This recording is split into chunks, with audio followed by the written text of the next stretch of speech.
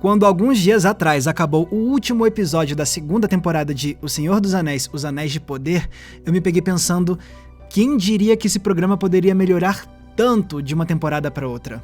Quando a série estreou em 2022, eu lancei um vídeo aqui no canal comentando que a primeira temporada tinha criado uma identidade própria, mas que também deu muitos passos em falso na hora de inovar dentro da tradição do autor J.R.R. Tolkien, resultando numa estreia frustrante. Mas agora que acabou a segunda temporada, ficou claro que eles conseguiram resolver a maioria dos problemas que eu enxerguei na primeira temporada. E eu acredito que essa melhora se deu principalmente graças a uma escolha específica, a de deixar para trás a ideia do mistério. A temporada 1 tinha sido toda pautada por um grande enigma que foi esticado ao longo de todos os capítulos para prender a nossa atenção. Mas isso deu origem a alguns dos maiores problemas do programa. Porém, nessa segunda temporada isso foi praticamente abandonado, e isso criou um belo efeito dominó que fortaleceu os personagens, o drama, os temas da história e a identidade do seriado. Mas para explicar como isso acontece, eu vou ter que dar spoilers das duas temporadas do programa.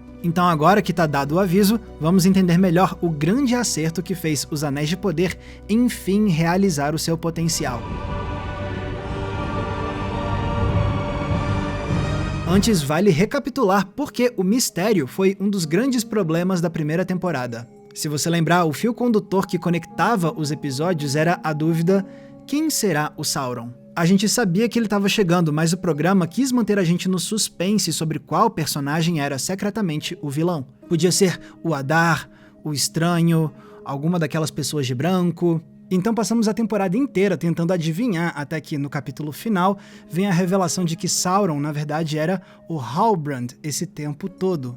E como eu comentei no meu vídeo passado, essa estratégia veio da escola J.J. Abrams de contar histórias, já que o cineasta sempre gostou da técnica que ele chama de Mystery Box, ou Caixa do Mistério. A ideia consiste justamente em criar uma série de enigmas que demoram muito tempo para serem resolvidos, com o intuito de manter o público engajado pelo maior tempo possível. E vale lembrar que o J.J. Abrams foi o mentor dos criadores e showrunners de Anéis de Poder, o J.D. Payne e o Patrick McKay. Então faz sentido que os pupilos tenham trazido a abordagem do Mystery Box para o programa. Na primeira temporada, eles usaram isso para criar tensão com a ideia de que o mal está retornando, mas sem ninguém saber onde esse mal está, estabelecendo assim um estado de paranoia em tempos de crise, sem sabermos em quem confiar. Fora isso, o uso do mistério ajudou o programa a criar uma identidade narrativa própria para não seguir cegamente o estilo do Tolkien, já que o escritor não pautava O Senhor dos Anéis em torno de suspense, mas sim em torno de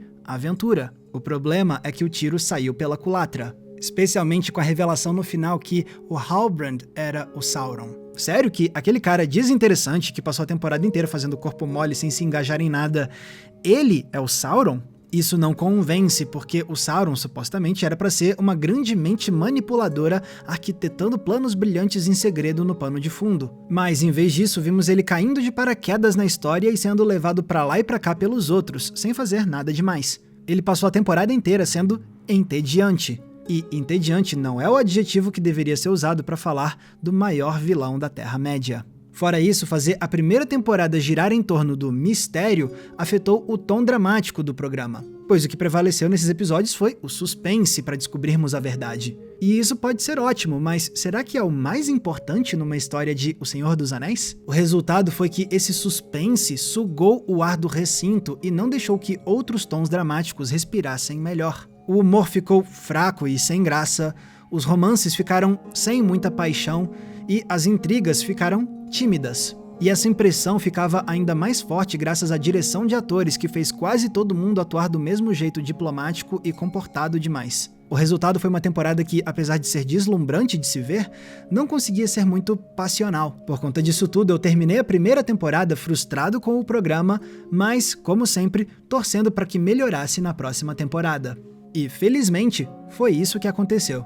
E eu tô convencido de que foi principalmente porque dessa vez o mistério não foi mais o centro das atenções. Não, dessa vez o fio condutor dos episódios foi o forjamento dos Anéis de Poder e a manipulação de Sauron com o Celebrimbor. E essa decisão acertadíssima trouxe 3 grandes benefícios para o programa. O primeiro deles é o crescimento do Sauron como personagem. Sai o Halbrand e entra Anatar, a nova forma que o Sauron assume para enganar o Celebrimbor e manipular o Mestre Ferreiro a criar mais anéis de poder. E agora que não tem mais aquela charada para descobrir quem é o Sauron, o programa pôde só deixar o personagem ser de fato um vilão. Se na temporada passada Halbrand não convencia como Sauron por parecer um peso morto, agora o personagem é tudo aquilo que esperamos do Senhor das Trevas. Inteligente, manipulador, mentiroso, forte e com poderes assustadores. Até mesmo a atuação do Charlie Vickers melhora. Como aquele cara canastrão, o trabalho dele não impressionava. Mas com essa nova versão do personagem, o ator encarna muito bem o narcisismo e a dissimulação do Sauron, seja pelo olhar constantemente intenso que parece enxergar no fundo da alma de todo mundo, ou pelos sorrisos cínicos de canto de boca. E quanto mais a temporada avança, mais a gente vai detestando o Sauron, porque ele parece mesmo implacável. Você vê as estratégias dele e se convence de que faz sentido que mais tarde esse ser se transforme numa das forças mais poderosas da Terra-média. Então o que era um dos piores personagens da temporada 1 se transformou num dos pontos altos na temporada 2, comprovando que agora sim essa série sabe fazer jus a um dos maiores vilões da cultura pop. O segundo benefício da série ter abandonado o mistério é que isso deixou o programa ser muito mais passional. Agora que o conflito central gira em torno da criação dos anéis, a gente está vendo, na verdade, o início da corrupção da Terra-média. Afinal, lentamente os personagens vão sendo seduzidos pelos anéis, enquanto os demais observam como isso consome o espírito de quem usa essas joias poderosas. E essa corrupção puxa emoções muito mais intensas dos personagens. Para alguns, ela aumenta a sede de vingança. Para outros, ela leva a traições revoltantes. Já certos personagens veem a corrupção criar dilemas morais desnorteantes. E assim continua, com cada subtrama ganhando seu próprio conflito único, mas todos eles causados de alguma forma pelo dedo podre do Sauron. O resultado são novas brigas, momentos perturbadores que não têm volta, mortes que alteram o rumo da trama. E felizmente a direção de atores acompanhou esse tom dramático intenso. Agora sim você sente que viu os diferentes povos da Terra-média demonstrarem várias das suas facetas, com performances que enfim demonstram uma gama muito mais ampla de emoções para além da diplomacia monótona da primeira temporada. E se isso tudo não bastasse, a corrupção central dessa temporada melhora até mesmo o lado épico de Anéis de Poder. Como o perigo de Sauron cresce cada vez mais forte, isso exige respostas mais fortes ainda, criando cenas explosivas com efeitos visuais impressionantes e instantes pontuais com trabalho de câmera intrincado. O que faz o lado épico dessa temporada parecer estar em outro nível quando comparado com o que vimos antes. Com todas essas mudanças, a gente tem então uma temporada em que prevalece um senso de tragédia. Lá nos filmes e nos livros de O Senhor dos Anéis, a gente tinha ouvido falar que a ascensão do Sauron foi um evento assustador que arruinou o mundo. Mas agora a gente pode ver essa queda da Terra-média em tempo real, com os nossos próprios olhos. Vemos cada interação sabendo que, no fim, o Sauron vai atingir os seus objetivos. Então, se já sabemos o que vai acontecer, o programa precisa nos impressionar nos mostrando como as coisas vão acontecer. E nisso eles não desapontaram, usando a maldade crescente do Sauron para criar linhas narrativas muito mais cativantes e intensas do que tinha na temporada 1. E o terceiro e último grande benefício de Os Anéis de Poder não se focar mais no mistério é que isso fortaleceu ainda mais a identidade própria do seriado. Sim, na temporada passada eu acho que o programa soube se diferenciar das adaptações anteriores para ter uma cara própria, em especial com o elenco mais diverso. Mas mesmo assim, nessa temporada de estreia, ainda ficava a sensação de que essa era uma série mais focada em ser O Senhor dos Anéis do que Os Anéis de Poder. Como assim? Bom, é que lá na estreia o programa precisava fisgar os fãs da Terra-média, nos convencendo que nos levaria de volta a esse mundo pelo qual nos apaixonamos. Então teve todo um esforço para nos reambientar a Terra-média, com as suas raças, suas culturas, suas cidades, suas criaturas, sem contar a presença dos personagens familiares que já conhecíamos, como a Galadriel e o Elrond. Então essa temporada de estreia teve que dedicar muito da sua energia para nos lembrar que essa é uma história de O Senhor dos Anéis, o que se refletiu também no enigma central dessa primeira temporada. O programa quis prender os fãs nos atiçando com uma busca por figuras adoradas, como quem brinca com um bebê dizendo "Cadê papai? Cadê mamãe?". Mas aqui era "Cadê o Sauron? Cadê o Gandalf?". Ou seja, a temporada toda girou em torno de uma busca pelo cordão umbilical que ligava essa série às mídias anteriores que amamos. Porém, como esse mistério não é mais o centro das atenções na segunda temporada, o programa consegue se desprender um pouco mais desse cordão umbilical. E por isso o programa está livre para somente desenvolver os personagens e finalmente se esmiuçar na criação das joias que dão nome para essa série. E como dessa vez tudo foi pautado por esses artefatos, agora sim eu senti que estava vendo uma série que era mais Os Anéis de Poder do que O Senhor dos Anéis, se é que você me entende. O que, de certa forma, tem tudo a ver com a temática que essa temporada traz sobre encontrar o nome certo para as coisas. Assim como o Estranho termina a temporada alinhando a essência dele com um nome que lhe faça jus, o mesmo acontece com o próprio programa, que fortalece o seu propósito ao finalmente encontrar a harmonia entre a sua história e o seu título. Agora, por mais que eu esteja aqui comemorando que a segunda temporada não se foca mais tanto no mistério, é preciso reconhecer que ela ainda não conseguiu abandonar isso totalmente. Isso porque toda a subtrama do Estranho nessa temporada ainda gira em torno da charada sobre a identidade do personagem. Vemos como ele e a Nori buscam por um nome para ele, vemos como o Tom Bombadil e o outro feiticeiro já parecem saber quem o Estranho realmente é, até que enfim temos a revelação no capítulo final de que sim, ele é o Gandalf. Uau! A questão é que dessa vez o mistério não incomoda tanto, porque foi algo secundário, foi uma trama complementar, ao invés de ser o centro do conflito. E pelo menos esse enigma criou momentos importantes de desenvolvimento para o Gandalf, realmente parecendo uma história de origem do que vai ser no futuro um dos seres mais poderosos da Terra-média. E eu até tava comemorando pensando, ótimo, agora não restou mais nenhum mistério para a temporada seguinte. Mas aí eu lembro que eles não chegaram a confirmar explicitamente que o outro mago é o Saruman, não é? Assim, tá na cara que é o Saruman, mas o fato deles não terem mencionado esse nome no final da temporada me faz pensar, putz, será que eles vão querer esticar isso aí pra ver se cola como a charada na temporada 3? Sinceramente, eu espero que não.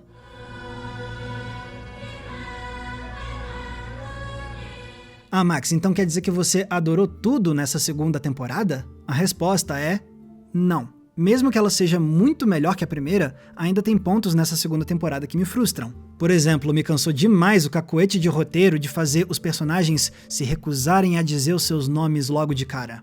Beleza, uma coisa é tentar estabelecer a busca pelo nome como uma temática poética. Mas outra coisa é ficar criando cenas repetitivas que fazem parecer que a criatividade acabou. Quantas vezes a gente não teve que ouvir alguém nessa temporada perguntar "Quem é você?" e aí o outro desvia respondendo coisas vagas como "Faz tempo que ninguém me pergunta isso", ou "Eu sou um amigo", ou "O meu nome não importa". Ok, já entendi, vocês são muito enigmáticos, uau! Também me chamou a atenção como o protagonismo feminino deu uma diminuída nessa segunda temporada. Sim, ainda temos a Galadriel e a Disa sendo figuras que movimentam a Terra-média, mas a Míriel teve muito menos força dessa vez. A Nori e a Pop ficam de escanteio sem fazer quase nada, e a ausência da Bronwyn, que foi uma líder impressionante na temporada anterior, acaba fazendo falta nesse departamento.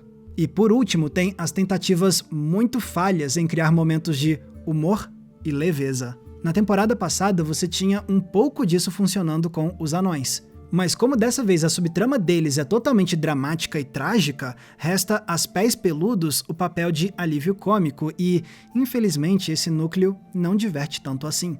O que é uma pena quando a gente lembra como em adaptações anteriores os anões e os hobbits sempre conseguiam ser engraçados de verdade.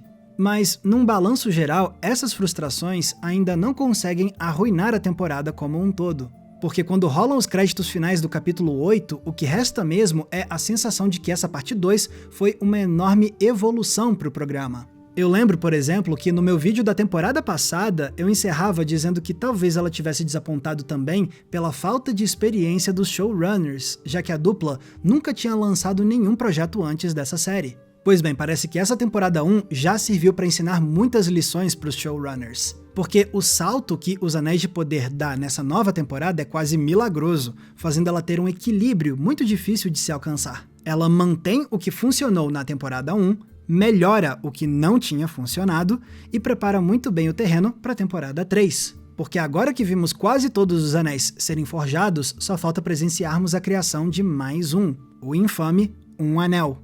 É uma perspectiva muito empolgante, ainda mais porque todos os personagens centrais encerram a temporada com excelentes ganchos para crescerem ainda mais nos capítulos que estão por vir.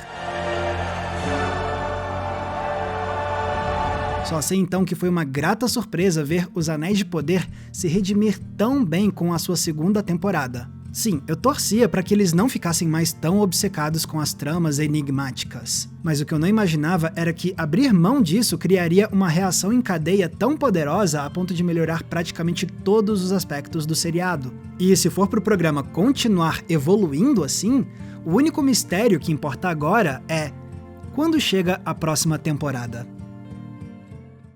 Galera, muito obrigado por terem visto o episódio de hoje, e agora eu quero ouvir de vocês. O que vocês acharam dessa segunda temporada de Os Anéis de Poder? Vocês acham que melhorou também ou não necessariamente? Escreva aqui embaixo nos comentários que eu vou adorar ler o que vocês têm a dizer. E galera, se vocês querem ajudar a manter o Entre Planos no ar, vocês têm algumas opções. A primeira delas é o botão de valeu demais, que tá aqui embaixo, porque ele é tipo uma gorjeta que você deixa pra gente nesse vídeo aqui. Mas se quiser ajudar com um valor mensal, você pode entrar na nossa comunidade de apoiadores do Entre Planos no Apoia-se e ganhar acesso a conteúdos e eventos exclusivos. Tem recomendação de filme toda semana no inbox do seu e-mail, tem grupo fechado, lives exclusivas e também o nosso Cineclube Entre Planos pra gente debater um filme por mês juntos via videoconferência. Para ter acesso a isso tudo e fazer parte dessa comunidade, é só clicar no link que tá aqui embaixo na descrição. Lembrando também que se quiserem me acompanhar nas redes sociais, é muito fácil, basta me procurarem usando os nomes que estão aparecendo aqui embaixo de mim. Mais uma vez, muito obrigado pela audiência, um abraço e até a próxima sessão.